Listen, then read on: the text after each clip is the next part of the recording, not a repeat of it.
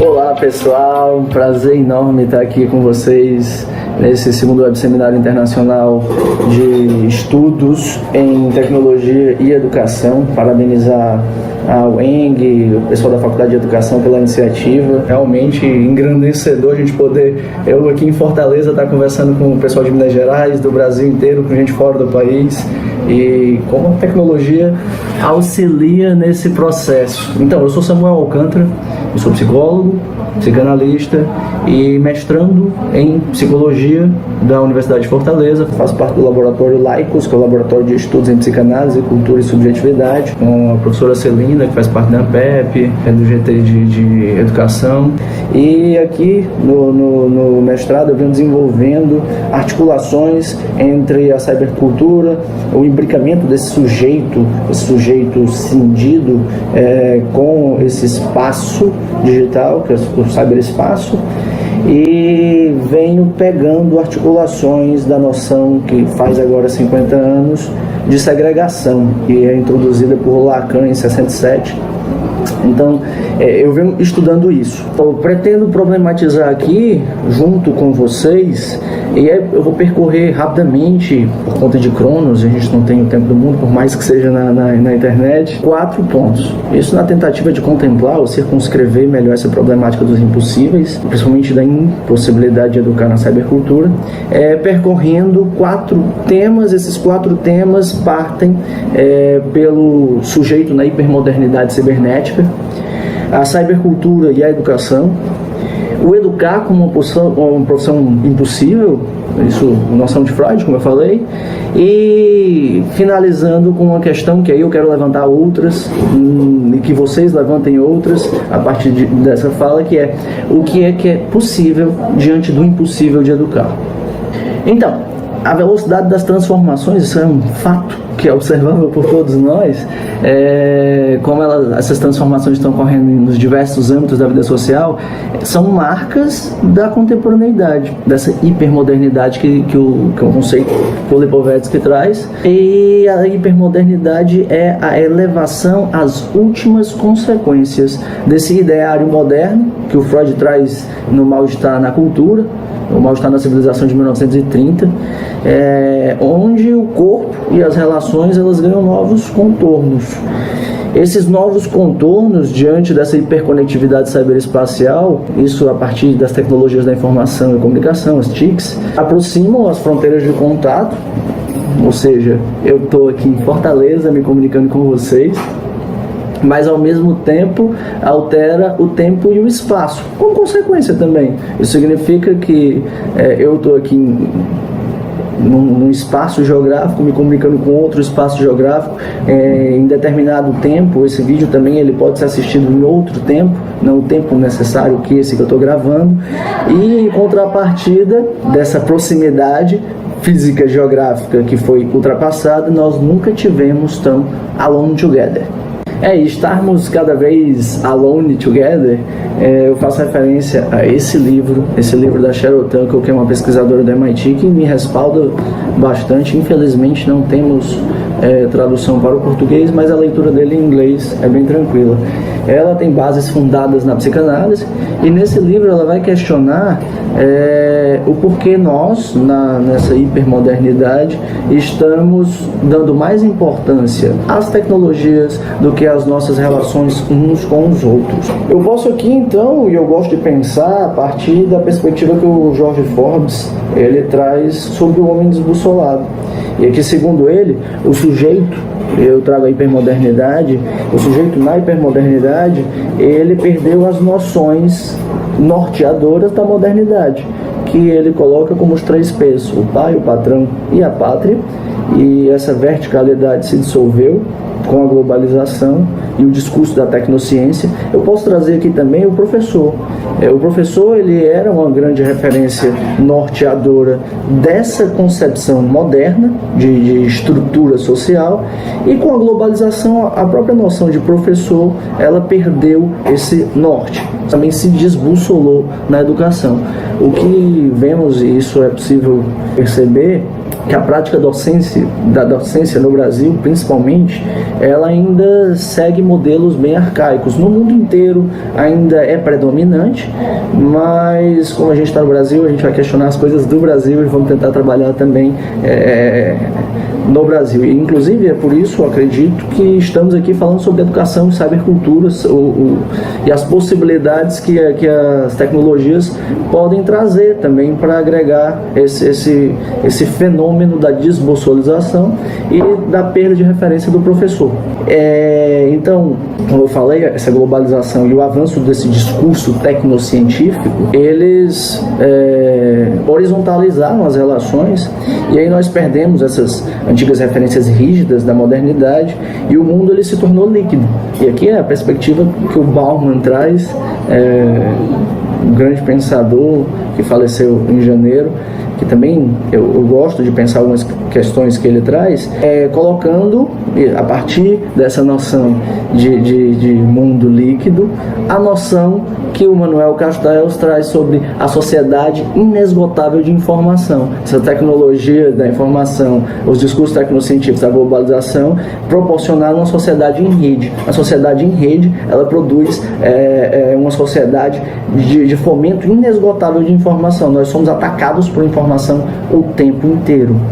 E aí, nesse contexto de sermos atacados o tempo inteiro por informações, toda essa informação, ela traz uma nova possibilidade de comunicação e de relações humanas sem fronteiras físicas. E isso impacta diretamente a relação do sujeito com os mecanismos de educação, de ensino e de aprendizagem, a própria relação com o saber e com o conhecimento.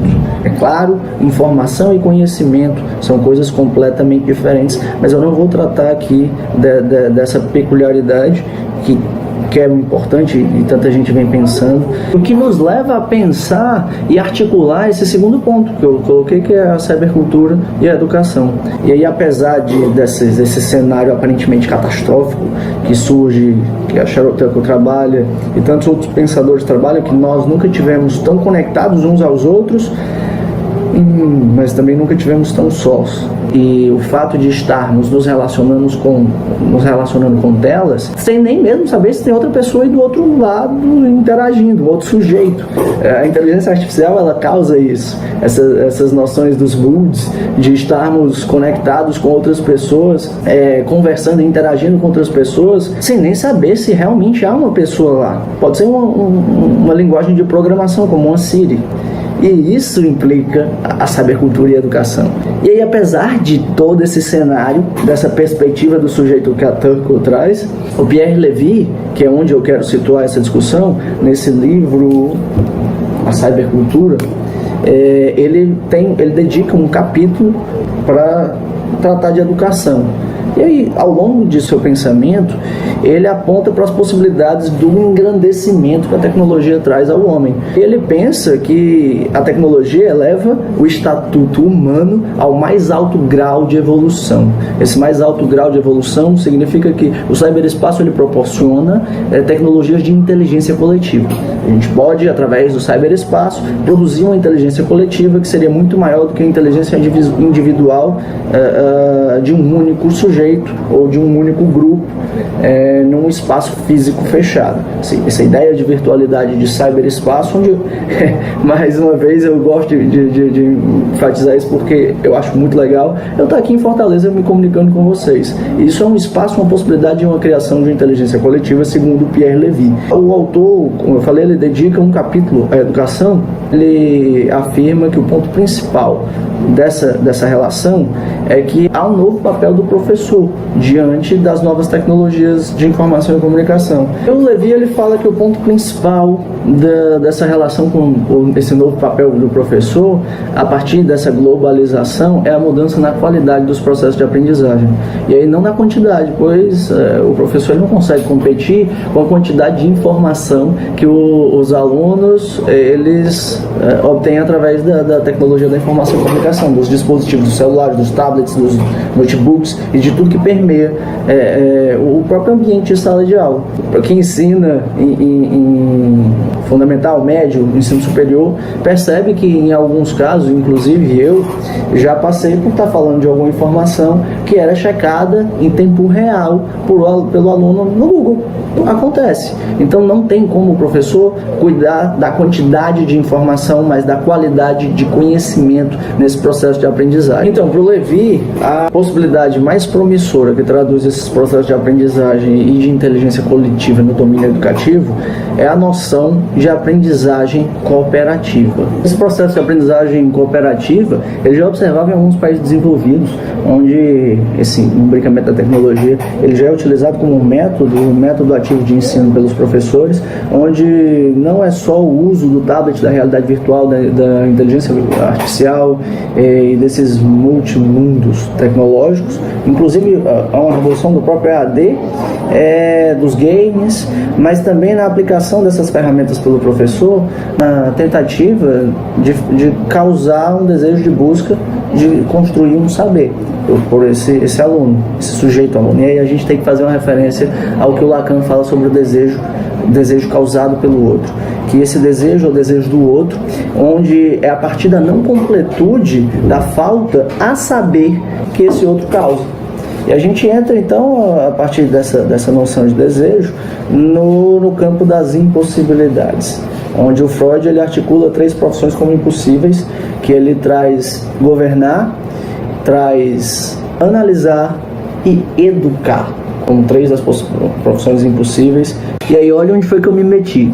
Se eu me candidatar a deputado ou algum cargo público, a partir de um processo eleitoral democrático, porque aqui no Brasil a gente sabe que não é tão possível, a democracia está meio falida, eu entro também no governar, na posição impossível.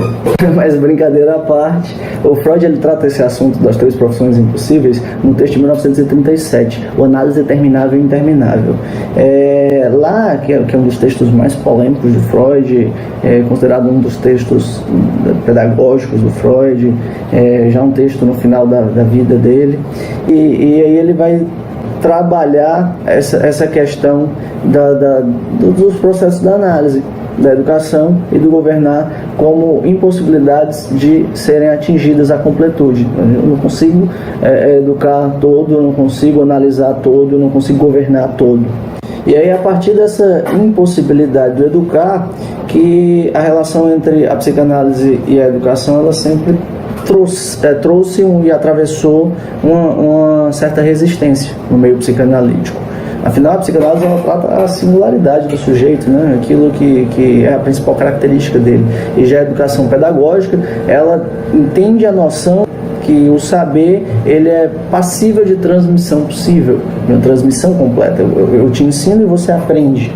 E a psicanálise entende que não é assim. Aquilo que eu falo não é exatamente aquilo que você escuta.